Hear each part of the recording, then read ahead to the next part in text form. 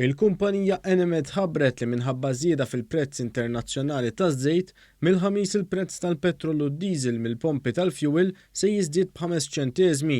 Fi stqarrija l-kumpanija qalet li l-prezz tal-petrol se jibda jinbih għal euro 41 ċenteżmu l-litru, waqt li l-prezz tad-diesel se jibda jinbih bil-prezz ta' euro 28 ċenteżmu l-litru. Fi stqarrija l-Ministeru tal-Enerġija stqar kif il-prezzijiet tal-petrol u d-diesel f'pajjiżna xorta waħda baqgħu irħas mill-medja Ewropea. Dan għax bl-aġġustament fil-prezz il-petrol huwa 3 ċenteżmi irħas u d-diesel 5 ċenteżmi orħos mill-medja Ewropea. Il-Ministru qal li fl-aħħar 7 xhur il-prezz internazzjonali taż-żejt żdied b'21% minn 47 euro l-barmil għal 57 euro l-barmil. Żied jinnota li waqt li fl-Ewropa l-prezzijiet għolew bosta drabi, f'Malta baqgħu stabbli għal aktar minn sena.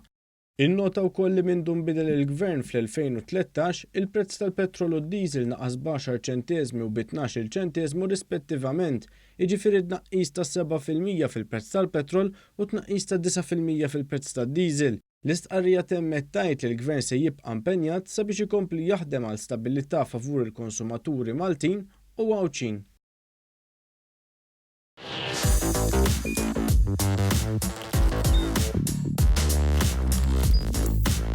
Idħol fuq one.com.mt u hemmhekk tista' tara l-programmi kollha li jxandru fuq One permezz ta' One Play.